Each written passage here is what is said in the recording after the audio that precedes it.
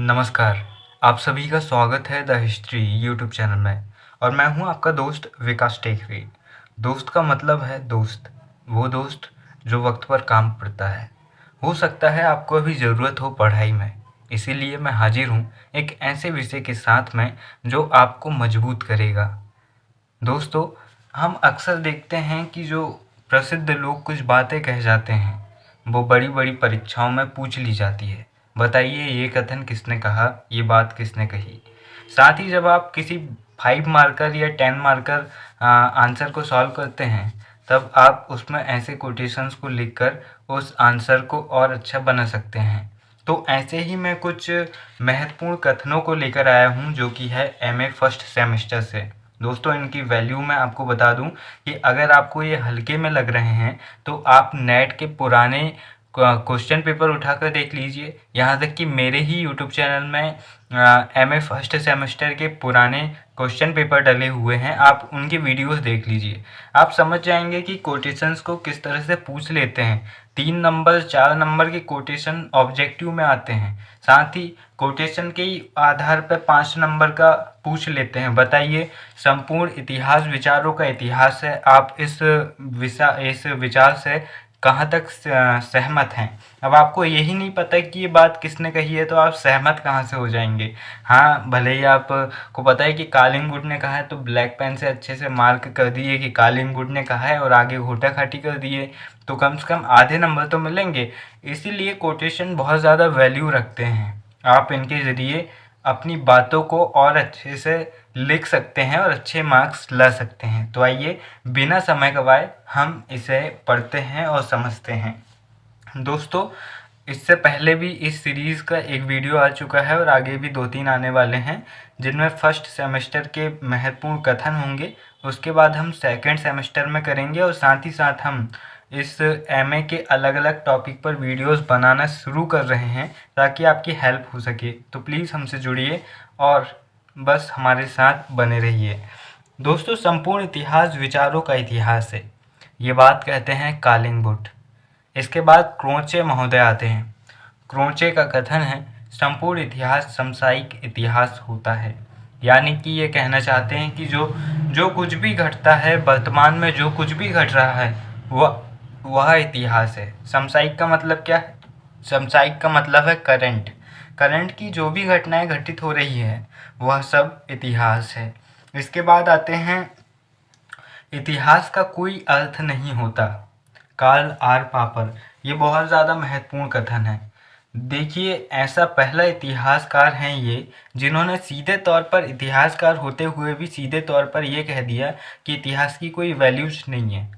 मतलब कि आप जिस फील्ड में काम कर रहे हैं, आप ये कह रहे हैं कि वो फील्ड किसी काम की है ही नहीं। जैसे कि हम स्टूडेंट हैं, हम ये कह रहे हैं कि ये एजुकेशन सिस्टम किसी काम का ही नहीं है। उसके बाद भी हम दिन रात रटे जा रहे हैं कि टॉपर बनेंगे, पढ़ेंगे, लिखेंगे। ये वही बात हो गई। तो कार्ल आर पापर का सिद्धांत भी है जिसमें ये कहते हैं कि इतिहास का कोई अर्थ नहीं होता है, इतिहास से ज़्यादा महत्व विज्ञान का होता है और इतिहास विज्ञान की बराबरी कभी नहीं कर सकता है। हालांकि इनका ये विवादित सिद्धांत है और इन्हें ज़्यादा लोग नहीं मानते हैं, लेकिन ये नेट जैसे एग्ज़ाम में भी पूछे जा चुके हैं। आगे देखते हैं, इतिहास को परिवर्तन करना कोई सरल कार्य नहीं है। इतिहास को परिवर्तन करना कोई सरल कार्य नहीं है, यह कथन है चार्ल्स पर्थ का। किसका है? चार्ल्स पर्थ का। इसके बाद, तथ्य इतिहास की आत्मा एवं रीढ़ होते हैं, यह महत्वपूर्ण कथन है और ये कहते हैं रांके। रांके का कथन है, इतिहास तथ्य तथ्य इतिहास की आत्मा एवं रीढ़ होते हैं। इसके बाद सैनवोस का कथन देखते हैं। सैनवोस कहते हैं कि ऐतिहासिक स्रोतों में वर्णित तथ्यों का हम ना तो निरीक्षण कर सकते हैं और ना ही उन्हें यथार्थ रूप में ही समझ सकते हैं। ये बहुत महत्वपूर्ण बात कहते हैं दोस्तों, इसे समझना बहुत ज़रूरी है। देखिए, कई बार हम महात्मा गांधी पर सवाल खड़े करते हैं, कई बार हम किसी भी पुराने व्यक्ति पर सवाल खड़े करते हैं, तो यहाँ पर सैनवोस कहते हैं कि हम ऐतिहासिक स्रोतों के जो तथ्य हैं उनका निरीक्षण भी नहीं कर सकते हैं, क्योंकि हम यथार्थ में जाकर नहीं देख सकते। हम ये नहीं देख सकते कि 1931 में जब 23 मार्च को शहीद आज़म भगत सिंह, राजगुरु, सुखदेव को फांसी हो रही थी तो उसे रुकवाने के लिए गांधी जी क्या कर रहे थे, हम ये नहीं देख सकते। क्योंकि अगर ये देखना होगा तो हमें 1931 में जाना होगा और फिर ये झांकना होगा कि गांधी जी क्या कर रहे हैं, गांधी जी ने खाना खा लिया, गांधी जी सो गए हैं, कुछ नहीं कर रहे हैं, ऐसा वगैरह वगैरह। मतलब हम उस टाइम पे नहीं जा सकते। यहाँ तक कि अभी से निकला हुआ 1 मिनट में भी आप जाकर निरीक्षण नहीं कर सकते, क्योंकि वो समय बीत चुका है। ये बात कहते हैं सैन बोस कि आप ऐतिहासिक स्रोतों के तथ्यों को आप निरीक्षण नहीं कर सकते और यथार्थ रूप में आप उन्हें समझ भी नहीं सकते, क्योंकि अब वो यथार्थ नहीं है, वो वर्तमान नहीं है, वो अतीत बन चुका है।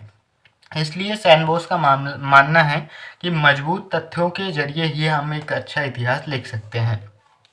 इसके बाद किटसन क्लार्क कहते हैं, साक्ष्य पर आधारित इतिहास अतीत का विज्ञान है। यहाँ पर किटसन क्लार्क की बात सही है और ये बात साबित करती है किसको, सैन बोस को। सैन बोस जो कहते हैं कि हम जो प्राचीन इतिहास है, जो अतीत है, हम उसमें जाकर निरीक्षण नहीं कर सकते। तो यहाँ पर किटसन क्लार्क इनकी बात को आगे बढ़ाते हुए कहते हैं कि हम भले ही पीछे जाकर उस बात को नहीं देख सकते, लेकिन हम सही तरीके के फैक्ट लाकर उस बात को साबित कर सकते हैं। हम ये साबित पीछे जाकर नहीं कर सकते कि गांधी जी ने बचाया या नहीं बचाया, लेकिन अगर हम उनके लेटर्स को, जो उन्होंने गवर्नर को लिखे थे, जो वायसराय को लिखे थे, उनके जरिए ये साबित कर सकते हैं कि उन्होंने प्रयास किया था। लेकिन अंग्रेज़ों ने एक दिन पहले ही उन्हें फांसी देकर पूरे देश को धोखे में डाल दिया। तो यह आगे है। और कालिंगवुड का कथन है, और जो मैं पहले गांधी जी वाली बात कर रहा था, ये कई बार विवादों का विषय भी रहता है और राजनीति के कारण लोग इसे आगे भी बढ़ाने की कोशिश करते हैं। लेकिन सच तो ये है कि उन्हें बचाने की कोशिश हर तरफ से हुई थी। गांधी जी ने भी कोशिश की थी इरविन से, और जो आगे वायसराय थे उनसे भी बातचीत की थी। लेकिन अंग्रेज़ों को लगा कि दबाव ज़्यादा बन रहा है, इसलिए उन्होंने चोरी छिपे उन्हें एक दिन पहले ही फांसी दे दी और उनके शरीर के टुकड़ों को काट कर रावी नदी के तट पर डीजल पेट्रोल से जला दिया था। वहाँ के जो ग्रामीण हैं उन्होंने देखकर उन्हें बचा लिया, वरना वे उन्हें नष्ट कब के कर चुके होते और कहते कि कौन भगत सिंह, कौन राजगुरु, कौन सुखदेव, हमारे पास कोई नहीं है भैया। तो इस तरह की बातें हैं, केवल फैक्ट पर ही अपना ध्यान दीजिए। दोस्तों, इतिहास यही सिखाता है कि आप तथ्यों के आधार पर निरीक्षण करें। लोगों की बातों में आकर आप किसी चीज़ को समझेंगे तो आप हमेशा गलत ही रहेंगे। आइए आगे देखते हैं कालिंगवुड क्या कहते हैं। कालिंगवुड कहते हैं, तथ्य जिसका मैं निरीक्षण कर रहा हूँ वह मेरी समस्या के समाधान में सहायक होगा। कालिंगवुड भी ठीक इसी तरह की बात कहते हैं। ये कहते हैं कि मैं जिस फैक्ट को चेक कर रहा हूँ ये मेरी प्रॉब्लम का सॉल्यूशन होगा, यानी कि तथ्य ही समस्या का समाधान करते हैं, ये कालिंगवुड कहते हैं। इसके बाद आते हैं ऑक्सफोर्ड। ऑक्सफोर्ड कहते हैं, कारण इतिहास के शब्दकोश का अंग नहीं है। कारणवाद इतिहास का एक टॉपिक आता है, सब टॉपिक आता है, और ऑक्सफोर्ड कारणवाद को इतिहास का अंग नहीं मानते हैं। तो यहाँ पर पूछा जा सकता है कि कौन सा इतिहासकार है जो कारणवाद को या कारण को इतिहास का अंग नहीं मानते हैं, तो ये विद्वान है ऑक्सफोर्ड। यहाँ पर हम आगे देखते हैं, इतिहास का अध्ययन कारणों का अध्ययन है। इतिहास का अध्ययन कारणों का अध्ययन है, ये बात कहते हैं E.H. कार। इनकी बात को इस तरह से समझिए कि जब आप इतिहास पढ़ते हैं या फिर इतिहास में कुछ चीज़ों को खोजते हैं तो कहीं ना कहीं आप अपने प्रश्नों को टटोल रहे होते हैं। जैसे कि आप अगर मुग़ल साम्राज्य के बारे में पढ़ रहे हैं तो आप बाबर के बाद हुमायूं का अध्ययन करेंगे, अकबर का अध्ययन करेंगे, जहांगीर का अध्ययन करेंगे। इस तरह से आपके मन में प्रश्न बनते जाएंगे और आप उन प्रश्नों के, उन क्यूरियोसिटीज़ के आधार पर अपनी चीज़ों को जानने की कोशिश करेंगे। तो एक प्रकार से इतिहास का अध्ययन आपके कारणों का अध्ययन हो जाएगा। इसके आगे देखते हैं डेविड थॉमसन। डेविड थॉमसन कहते हैं, वर्तमान का पूर्णत्व अतीत का ही परिणाम है। मतलब वर्तमान में जो कुछ भी घट रहा है वो अतीत का परिणाम होता है। इनकी बात काफ़ी हद तक सही है। जैसे कि भगवद गीता में भी कहा गया है, आप कर्म कीजिए, फल की चिंता मत कीजिए। सामान्य बात भाषा में आपसे कहूँ कि आप जो काम कर रहे हैं इसका प्रभाव आपको आने वाले समय में मिलेगा। इतिहासकार परिस्थितिजन्य कारणों की व्याख्या में अपने सिद्धांत तथा व्यक्तिगत दृष्टिकोण से विशेष प्रभावित होता है। ये कलिंगवुड कहते हैं। यानी कि जो इतिहासकार है वो अपनी एक सिद्धांत अपने सिद्धांतों को अपनी विचारधारा को लेकर तो चलता ही है कि उसे इस तरह से लिखना है, ये इस तरह से फैक्ट कलेक्ट करना है। लेकिन जब वो उस काल में जाता है, उस समय में या उस स्थिति में जाता है, तो वहाँ की स्थिति उसे प्रभावित करती है और जिसके कारण उसके इतिहास लेखन में एक अलग शैली जन्म लेती है। इसके बाद हम देखते हैं अरस्तू का विचार। अरस्तू कहते हैं कारणों के अभाव में किसी घटना अथवा कार्य का होना संभव नहीं है। यहाँ पर अरस्तू कहते हैं कि अगर किसी का कारण नहीं है तो घटना घटित ही नहीं हो सकती। दो लोग लड़ रहे हैं, दो लोग क्यों लड़ रहे हैं? क्योंकि लड़ने की एक वजह है। वो अपने आप ही तो नहीं लड़ रहे हैं कि किसी को भी गए और सर में उठा के पटक दिए। ऐसे लोग केवल पागल कहलाते हैं। जो समझदार लोग होते हैं वो बिना कारण के कभी लड़ाई नहीं करते। इसीलिए अरस्तू कहते हैं कि कारण के अभाव में किसी घटना का होना संभव ही नहीं है। इसके बाद हम कालिंगवुड का एक और कथन देखेंगे। कालिंगवुड दोस्तों कहते हैं इतिहास अतीत में मानवीय कार्यों का अध्ययन है। इतिहास मानवीय कार्यों का अध्ययन है। इनकी बात काफ़ी या फिर पूरी तरह से हम सही भी कह सकते हैं, क्योंकि इतिहास में जो होता है वह मानव के इतिहास में घटित होने वाली घटनाओं का लिखित साक्ष्यों के आधार पर वर्णन ही कहलाता है। अब एल पॉल की बात देखते हैं। एल पॉल कहते हैं इतिहासकार अवलोकित तथ्यों को कूड़े की बोरी में से चुनता है और एक एक करके सामने रखकर उन्हें आवश्यकतानुसार क्रमबद्धता प्रदान करता है।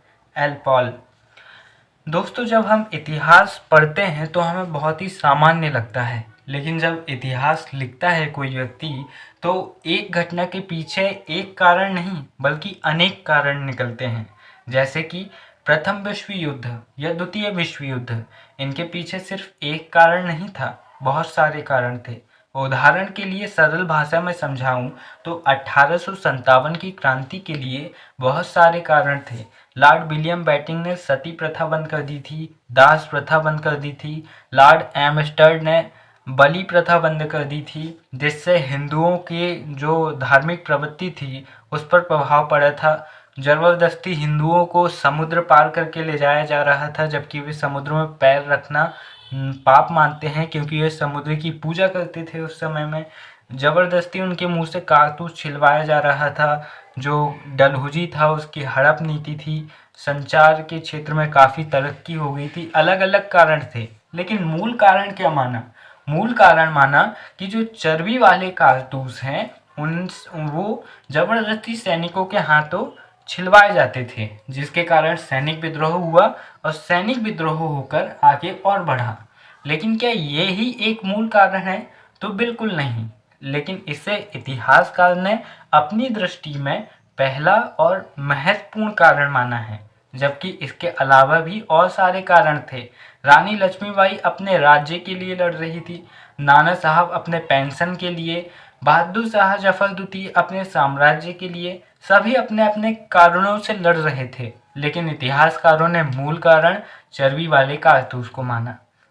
अब यहाँ पर हम आखिरी कथन देखते हैं, वो है इतिहास मानव अतीत को उस बिंदु के प्रारंभ काल का अभिलेख है। इतिहास मानव अतीत के उस बिंदु के प्रारंभ काल का अभिलेख है जब से लिखित अभिलेख प्राप्त होता है। इतिहास मानव सभ्यता का अभिलेख है। गैरोंस्की ने यह कथन कहा है। दोस्तों, यहाँ पर प्रश्न पूछा जा सकता है कि इतिहास को मानव सभ्यता का अभिलेख किसने कहा है? तो कहा है गैरोंस्की ने। और इन्होंने कहा है कि जब से मानव ने लिखित अभिलेख लिखना प्रारंभ किए तब से ही मानव का इतिहास प्रारंभ हो जाता है। दोस्तों, आपको मैं बता दूं कि बुक में कई सारे कथन थे, लेकिन मैं उन्हीं महत्वपूर्ण कथनों को लेकर आ रहा हूं जो या तो पिछले वर्ष पूछे जा चुके हैं या नेट जैसे एग्जाम्स में पूछे जा चुके हैं या फिर बहुत ज़्यादा महत्वपूर्ण इतिहासकारों के द्वारा कहे गए हैं। कार्लिंग वुड हुआ, ए.एल. राउज हुआ, डेविड थॉमसन, E.H. कार, ये ऐसे इतिहासकार हैं कि इनके बिना इतिहास अधूरा माना जाता है। इसीलिए इन्हें आप सीरियसली होकर 2-3 बार वीडियो को देखें और सुनें ध्यान से और फिर समझकर अपने दिमाग में बैठा लें ताकि आप अच्छा परफॉर्म कर सकें आप जिस भी एग्ज़ाम में बैठें। दोस्तों, वीडियो के अंत में बस इतना ही कहना चाहूँगा। रंग दे बसंती मूवी में एक डायलॉग है, यहाँ पर हीरो कहता है, ज़िंदगी जीने के 2 ही तरीके होते हैं, जो हो रहा है उसे होने दो, बर्दाश्त करते जाओ और फिर जिम्मेदारी उठाओ उसे बदल देने की। दोस्तों, मैं फिर से यहाँ पर दोहराना चाहूँगा, ज़िंदगी जीने के 2 ही तरीके होते हैं, जो हो रहा है उसे होने दो, बर्दाश्त करते जाओ या फिर जिम्मेदारी उठाओ और उसे बदल दो। यह आपके ऊपर है कि आप बर्दाश्त करते हैं या फिर जिम्मेदारी उठाते हैं। फिर मिलेंगे अपने अगले वीडियो में, तब तक के लिए नमस्कार, जय हिंद।